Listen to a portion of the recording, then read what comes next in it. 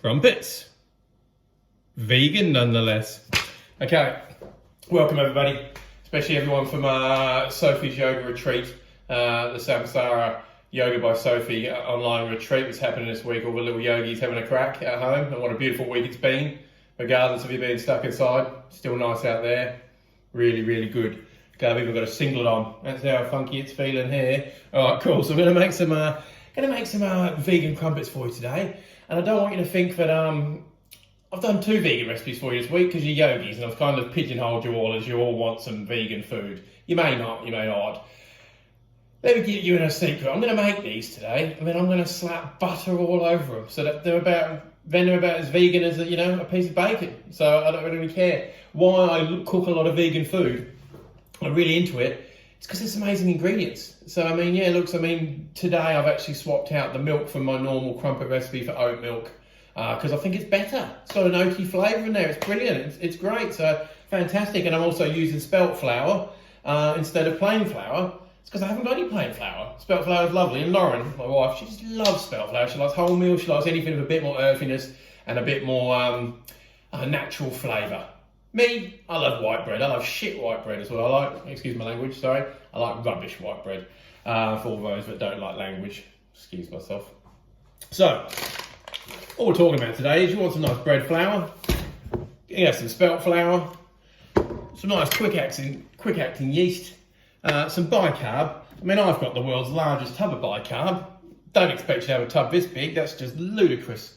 We were stockpiling. We thought, when I was getting toilet paper, we got bicarb. We'll see who wins in the end, my friends. We'll see who wins. Anyway, need oil as well, some salt, some sugar, some water, some oat milk. Probably thinking, rubbish ingredient list. Well, you should listen more carefully, or you can rewind. No. I'll write you up an ingredient list at the end. Anyway, what we need to start doing is start sifting some stuff. So I'm going to chuck you to sift can. Okay, so in that, I want 2 cups. 2 cups of double O or bread flour. So I've gone through this very quickly before in other ones. Double O or bread flour or whatever. That's a bit more, that's all right, we'll deal with that. It's just got more gluten in it. It's just a flour with more gluten, so it's fine. If you didn't have it, you'd probably get by. They just hold up better for doughs and breads and everything like that. So I've got some spelt flour here. Once again, you could use some wholemeal or whatever you like.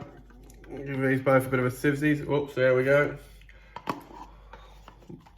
Could be a lot more accurate than I am when you're measuring out flours, please. I'm notoriously terrible at doing that. All right, we really want to sieve that and get some salt in there too. So we'll probably go a teaspoon of salt. We'll probably have to help that out in a minute.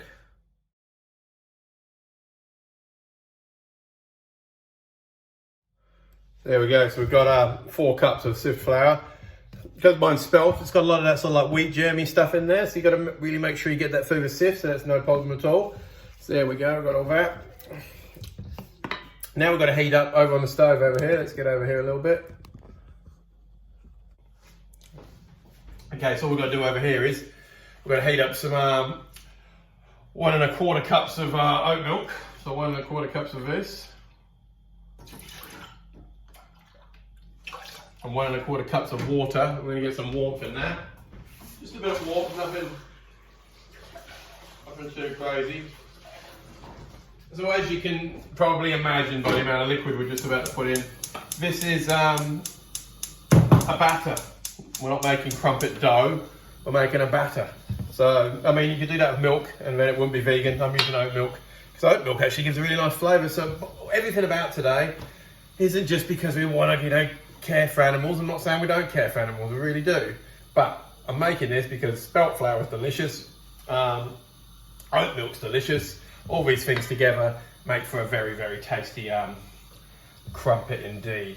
All right, so as you can see on the stove, other things you've got to get ready for this is really good steel heavy fry pan. So this is a skillet, wheel barrel and some rings. You've got just pastry rings will do, like them, like cutters. These are actually ones properly for frying in. I'll only be able to make 3 at a time. So heating up the oat milk and water, and you just want that just warm, not hot. Don't need to boil it or anything like that. Then into that we're going to put some sugar. So just some white sugar. I'm going to go get that. And it's It's kind of to help the yeast on its way, and we always like to feed the yeast, and also just put a little bit of an edge on the crumpets. All right, so let's grab the spoon out. Not that I'm measuring anything, heaven forbid, but just the easier way to get it. So we're going to go a good tablespoon of sugar in there, and a little bit for good measure. It's always good. Bit of warmth, bit more warmth, and we'll be fine. Sugar can go away. We're going to add some yeast in. I'm going to let that sort of start to get activated. We're going to mix into this batter and mix this batter vigorously, like really hardcore, till it's incorporated for a good, like probably about a good 4 minutes. I'll be mixing that, get into a good batter, and then we're just going to leave it to sit for about an hour and a half while I go for a run. Is actually what I'm going to go do. Because it's a beautiful day. Hence, you can see me. I've got my singlet on and everything. Guns out. Hello, sun's out. So we've got a bit of warmth in there now. That's all we need. Bit of warmth in the milk. Now we need the yeast in there, so and some oil. So oil-wise, use whatever oil you like. I'm using a little bit of olive oil. It will flavour them, but once again, I don't mind that flavour. So oil-wise, I'm talking 2 tablespoons of oil. So it's a decent amount of oil, really. It's going to make a bit more lasting in the. Make your dough a bit more elastic and stuff. And then we want 15 grams of yeast. If you've got to think, one of those sachets you get is about 7 grams. So it's about about under 2 tablespoons of yeast anyway. But you measure that. It's 15 grams. You get some scales. I'm not much of a fan of that. So in here we have oat milk, water, oil, salt, yeast. You can let that just sit there for a second and sort of get to know himself. And in here, you don't need that. We've got four cups of flour, 2 of double O or bread flour, and 2 of spelt. Okay, that's it. That's all we need to know. And in the middle of your well, start incorporating that in. You can leave a little bit to see how it goes. Mixy, mixy. You're gonna need all that for sure. Oh yeah, get it all in there. Well, this just smells really earthy because of what we're using, because we're using the spelt flour and stuff like that. It's got a really good earthy smell about it.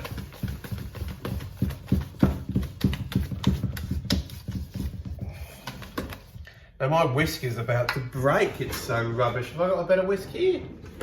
I may not have a better whisk with me. Well, I'm going to have to continue with old wonky whisk. So give it a good mix. I'm going to keep mixing this. Put it on time lapse for you while I do. Actually, I want to keep mixing this for about 4 minutes.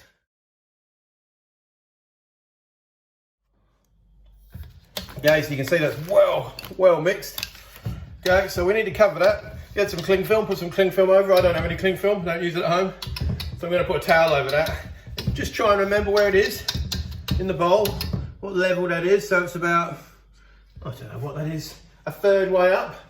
I'm going to put a tea towel over this to cover it and go for a run. Hour and a half, I'm going to come back. I want this to be bubbling and sort of doubled in size. And then I'm going to add some bicarb and water, and that's essentially our dough. And then we'll get on to cooking them. So let me just show you. I'll get the tea towel on before you depart. Here we go. Tea towel over. Hour and a half later, I'll be back to you. Okay, skip forward an hour and a half. Here we go. Essentially doubled in size in the bowl here. Quite airy. So it's got a bit of live, got a bit of quite elastin, which is really good. Okay, so that's good. Now what we want to do, get yourself another little bowl. Half a teaspoon of bicarb. A little bit more, half a teaspoon of bicarb, and half a cup of lukewarm water. Alright, so nothing too crazy. Talking body temperature. Here we go, lukey warmy. Half a cup of lukewarm water. Alright, your bicarb in there, perfect. Now you need to add that, quite simply, into this. Pour that in.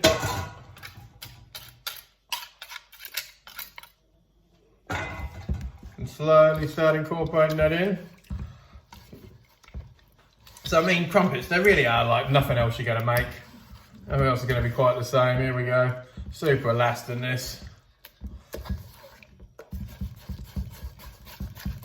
Mixing this up. Here we go.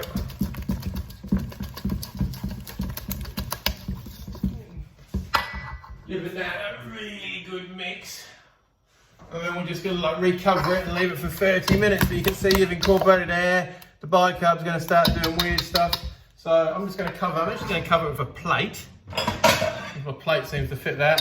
30 minutes in a warm spot. So I'm going to go find some sun because it's not very warm where we are. I'll be back. Okay, good a bit longer. Let's have a look. Starting to bubble, looking good. I'm going to get this into a jug, but and something you'll know when you start baking these, you know what a crumpet looks like is. So when you put them inside one of these rings, and you'll see the batter, and you'll see this when I show you in the video, but I just like talking unnecessarily while nothing's happening. No. You'll start seeing it bubbling like craters of the moon. That's what you know it's a crumpet is. If it doesn't start doing that in your first one, you know your mixture's too thick. I know just by looking at this, this is too thick, so I'm just going to add and whisk a little bit more water in there. That's all you need, nothing else, just a bit more water. Loosen that up, because you need to be loose enough that the bubbles are going to come through. And if it's too thick a batter, that's not going to do that. So I've got my skillet on. Do you know, I'm going to go a little bit more water. But I get this wrong video. I'll put my skillet on because you want, especially with these sort of skillets, like the big heavy ones, they don't want like a fierce heat, so you need to get them nice and on for a while, get them nice and warm, warming up. Then we'll show you what's going on in a second. Just finish whisking this. You want a little bit, you want it to be able to pour it a little bit too, don't you? Of course. All right. So we're going to get it inside a jug. So that's pouring, very glutinous. Right, let's put that there for the moment. And I've got a cake rack at home, so I've made a makeshift cake rack out of the tray out of the oven. As simple as that is. Here we go. Let's get some angulation. Here we go. So, yeah, I think that's all right. So, that's on. Spray oil is good for this purpose in the old spray can. I'll give that a bit of a spray, so that's fine. Then just spray these moulds. They can go in. There's a third one somewhere. Here we go. Put that in there. Cool. And it's as simple as coming over here, and you want about 1 centimetre of mixture in each one. That's all. You can hear that sizzle. There's enough heat to sizzle it. In fact, that one hasn't sealed all the way through.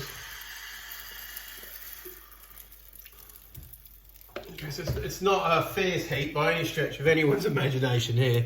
It's just really gentle. Let's see if I can get a bit closer actually. Oh, that's better, isn't it?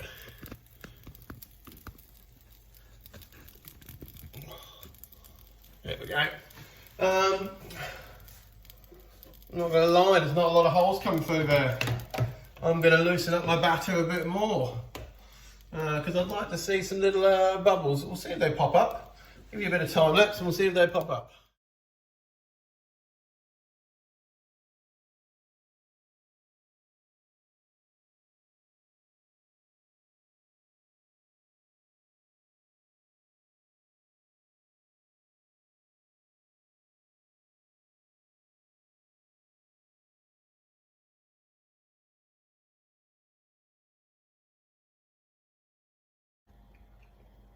As you can see, these are starting to look pretty good.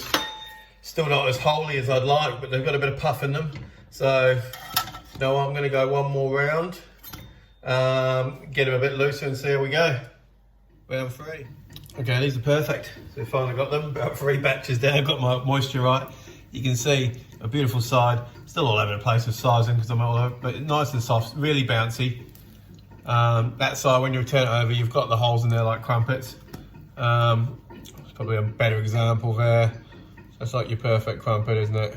Oh, just heaven. Burning my hands to smithereens. Yes, they're really hot. Another beautiful crumpet. Hang on, there's my alarm.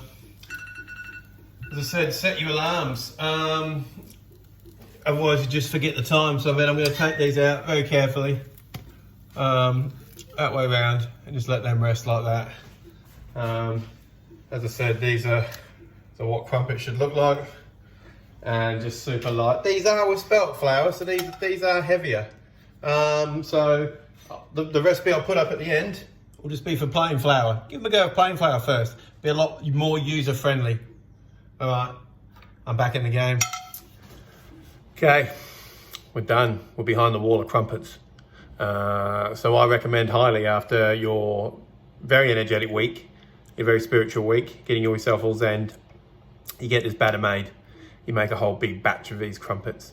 And then on maybe Sunday morning, you sit there and eat your vegan crumpet. In my opinion, with a big slathering of butter, but there's obviously vegan options.